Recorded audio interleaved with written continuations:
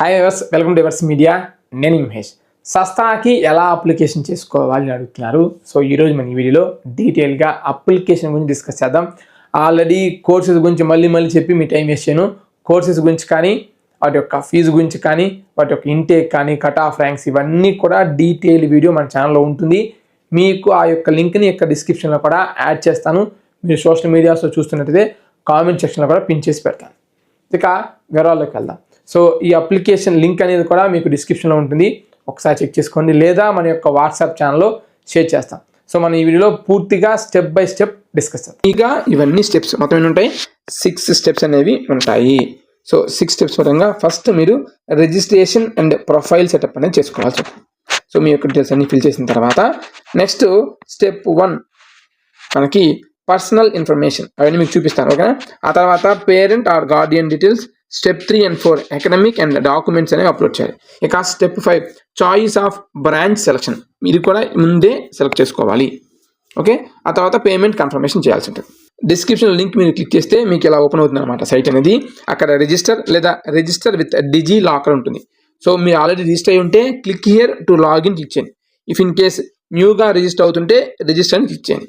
ఇక్కడ చూడండి, new regular candidate, okay, or new NRI candidate, okay, returning candidate. So already మీకు returning candidate అయితే ఇది క్లిక్ చేయాలి, ఓకే. డిజి లాకర్ అయితే ఇది క్లిక్ చేసుకోవాలి. ఇక ఇది 1, ఇది 2, ఇది వచ్చేసరికి రెగ్యులర్ క్యాండిడేట్, ఇది ఎన్ఆర్ఐ క్యాండిడేట్ అనమాట. సో రెగ్యులర్ క్యాండిడేట్కి ఏంటంటే మీరు కన్ఫ్యూజ్ అవ్వద్దు, నేను వివరంగా నీట్గా చెప్తాను, ఓకే. చిన్నగానే పర్లేదు, అందరికి అర్థం కూడా నాకు ఇంపార్టెంట్ అనమాట. తిట్టుకున్నా ఏమన్నా చేసుకోండి, నేనైతే మటుకి స్లోగా నిదానంగా చెప్తాను. ఈ రెగ్యులర్ క్యాండిడేట్ విషయానికి వస్తే ఇక్కడ మీ యొక్క ఐపీఈ మార్క్స్ కానీ లేదా మీ యొక్క జేఈ పర్సంటేజ్ని బేస్ చేసుకొని మీకు ఇస్తారు. ఇక్కడ ఇందులో మీకు ఫేజ్ 1, ఫేజ్ 2 అని ఉంటుంది, ఓకే. ఫేజ్ 2లో స్ట్రీమ్ 1, స్ట్రీమ్ 2 ఉంటుంది. ఇక్కడేమో ఐపీఈ ప్లస్ జేఈ యాడ్ చేస్తారు, ఓకే. నెక్స్ట్ దీంట్లో ఓన్లీ ఐపీ యాడ్ చేస్తారు. దానికోసం ఈ న్యూ రెగ్యులర్ క్యాండిడేట్ అనమాట. ఇక ఎన్ఆర్ఐ కోటా విషయానికి వస్తే సో సింపుల్. ఎన్ఆర్ఐ కోటా ఏంటంటే 75% మీకు ఇంటర్మీడియట్ మార్క్స్ అనేవి ఉండాలి ఐపీఈలో. అలాగే 60% మార్క్స్ ఏమో మ్యాథ్స్, ఫిజిక్స్, కెమిస్ట్రీలో ఉండాలి. అండ్ ఒక ఎన్ఆర్ఐ స్పాన్సర్ చేయాలి మీకు. దీన్ని ఎన్ఆర్ఐ స్పాన్సర్ కేటగిరీ అంటారు, ఆర్ మేనేజ్మెంట్ కోటా అని కూడా అంటారు. ఇక్కడ ఫీజు 5 lakhs అప్రాక్సిమేట్గా అవుతుంది పర్ ఇయర్, ఓకే. నియర్లీ ఇక్కడ 20 lakhs ఓన్లీ కాలేజ్ ఫీజు మాత్రమే అవుతుంది. ఇక్కడ 12 to 14 lakhs కంప్లీట్ బీటెక్ అయిపోతుంది. So new NRI candidate. ఇక మీరు స్టెప్ అనేది ఇనిషియల్ ప్రొఫైల్ క్రియేట్ చేసుకోవాలి కాబట్టి అప్లికెంట్ రిజిస్ట్రేషన్. సో ముందుగానే చెప్తున్నాను, మీరు తంజావూరు రిజిస్టర్ చేసుకుంటారా లేదంటే వేరే క్యాంపస్ అని చూసుకోండి. ఆ తర్వాత మీ యొక్క డీటెయిల్స్ అన్నీ కూడా ఫిల్ చేయండి. ప్రతిదీ కూడా మీ యొక్క ఎస్ఎస్సి సర్టిఫికేట్ ఏదైతే ఉంటుందో ఆ యొక్క డీటెయిల్స్ తోటి మ్యాచ్ అవ్వాలి. మీ యొక్క నేమ్ కానీ, మీ యొక్క పేరెంట్స్ నేమ్ కానీ, ఓకేనా, అవన్నీ మ్యాచ్ అయ్యేలాగా చూసుకోండి. ఆ తర్వాత మీరు మీ యొక్క మొబైల్ నెంబర్ ఎంటర్ చేసి జనరేట్ ఓటీపీ మీద క్లిక్ చేయండి. చాలామంది అది క్లిక్ చేయకుండా ఓటీపీ రావాలనుకుంటున్నారు. అది క్లిక్ చేసిన తర్వాత ఓటీపీ వస్తే ఓటీపీని ఎంటర్ చేయాలి. ఆ తర్వాత మెయిల్ ఐడి మళ్ళీ గుర్తుపెట్టుకోండి, మీరు ఇస్తున్న ఫోన్ నెంబర్, మెయిల్ ఐడి అనేది ఎక్కడైనా రాసి పెట్టుకోండి, ఓకేనా. ఆర్ మీకు అసలు అట్లా కష్టం అనుకుంటే వేరే వాళ్ళకి మెసేజ్ చేసి పెట్టుకోండి. నేను పలానా సస్త్రా యూనివర్సిటీకి అప్లికేషన్కి నేను వాడిన మొబైల్, మెయిల్ ఐడి సింపుల్ 7901024693 ఆ number yours Mahesh YT@gmail.com Sastra application అని వాళ్ళకి పంపించుకోండి. ఇంకా అవసరం అయితే లాగిన్స్ అట్లా కూడా సెండ్ చేసుకోవచ్చు. మీ డాడీకో మీ సిస్టర్కో సెండ్ చేసుకుంటే అక్కడ ఉంటాయన్నమాట. సో చాలామంది నేను ఎవ్రీ చూస్తుంది ఆ యొక్క ఫోన్ నెంబర్, మెయిల్ ఐడి కానీ ఏమి ఇచ్చామో తెలియక, ఓటీపీ ఎక్కడికి వెళ్తుందో తెలియక చాలామంది ఇబ్బంది పడుతూ ఉంటారు. ఇక డిజీ లాకర్ పరంగా వెళ్ళే వాళ్ళు అది క్లిక్ చేస్తే ఇక్కడ మీ యొక్క మొబైల్ నెంబర్ ఎంటర్ చేసి మీరు సైన్ ఇన్ అవ్వాల్సి ఉంటుందన్నమాట. లేదా మీకు ఆ యూజర్ నేమ్ ఉంటే ఆ యూజర్ నేమ్ పరంగా మీరు చేసుకోవాల్సి ఉంటుంది. ఇక ఎన్ఆర్ఐ క్యాండిడేట్ రిక్వైర్మెంట్స్, సో మీకు ఆల్రెడీ చెప్పాను కదా. సో ఎన్ఆర్ఐ పరంగా మీరు అప్లై చేసేటప్పుడే రెగ్యులర్ ఎన్ఆర్ఐ ఉంటుంది. ఎన్ఆర్ఐని క్లిక్ చేస్తే ఎన్ఆర్ఐ పరంగా మీరు ఫుల్ఫిల్ చేయాల్సి ఉంటుంది. రెగ్యులర్ అయితే నార్మల్ అనమాట. ఇక ఆ పోర్టల్ ఏదైతే ఉంటుందో వన్స్ మీరు రిజిస్టర్ అయిన తర్వాత ఆ యొక్క మీ యొక్క అప్లికేషన్ నెంబర్ తోటి, పాస్వర్డ్ తోటి సైన్ అవ్వాల్సి ఉంటుంది అన్నమాట. ఇక సైన్ అయిన తర్వాత ఓకే, మీ యొక్క పర్సనల్ డీటెయిల్స్ అనేవి మెన్షన్ చేయాలి.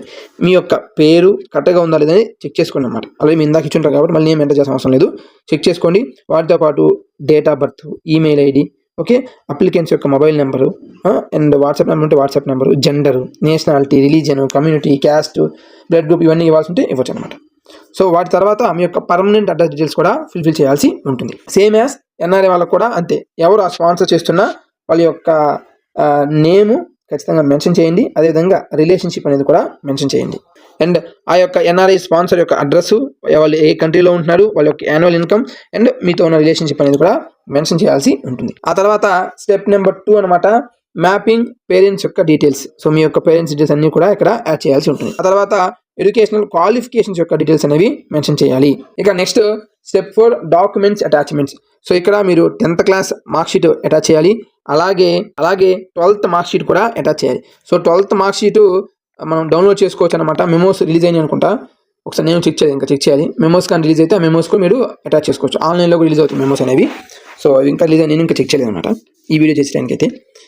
ఓకే, అండ్ ఖచ్చితంగా మీరు అప్లై చేసేవన్నీ కూడా జేపీజీ కానీ, పిఎన్జీ కానీ, పీడిఎఫ్ కానీ, జిఐఎఫ్ కానీ, జేపీజీ కానీ ఉండేలాగా ప్లాన్ చేసుకోండి. అండ్ 200 KB ఉండేలా చూసుకోండి. ఇఫ్ ఇన్ కేస్ ఆ యొక్క సపోర్టెడ్ ఫార్మాట్ లేకపోయినా, లేదంటే ఎక్కువ ఎంబీ ఆర్ ఎక్కువ KB అడుగుతున్న ఫైల్ సైజ్ ఇష్యూ ఉన్నా సరే, ఫైల్ సైజ్ కానీ ఎక్కువ ఉంటే ఆన్లైన్లోకి వెళ్ళి రెడ్యూస్ ఫైల్ సైజ్ అని క్లిక్ చేయండి. ఆ సైట్స్లో అప్లోడ్ చేసి మీ యొక్క ఫైల్ సైజ్ని రెడ్యూస్ చేసుకోవచ్చు. ఇక step 5 choice of branch. So మీకు బ్రాంచెస్ పరంగా క్లారిటీ ఉండాలి. నాకు ఓన్లీ ఒక బ్రాంచే కావాలి లేదా 2 బ్రాంచ్లు కావాలి అనుకోకుండా ఆర్డర్ వైజ్గా తీసుకోండి. సపోజ్ మనకి ఈసీఈ ఉంది, ఓకే, త్రిబుల్ ఉంది, సివిల్ ఉంది, మెకానికల్, ఓకే, సిఎస్సి ఉందమ్మా. నాకు ఒకటే కావాలి 2 అనుకోవద్దు. నీ ఫస్ట్ ప్రియారిటీ ఏంటి? ఇది ఫస్ట్, ఇది సెకండ్, అది ఈ 2 రాకపోతే ఇది కావాలి థర్డ్, ఇదిగో లేకపోతే ఇది కావాలి ఫోర్త్, ఇదిగో లేకపోతే ఇది కావాలి ఫిఫ్త్. ఇట్లా ఆప్షన్ పెట్టుకోవచ్చు. ఓకేనా? సో ఇక్కడ నుంచి జస్ట్ డ్రాగ్ చేస్తే ఇక్కడికి వచ్చేస్తాయి అనమాట.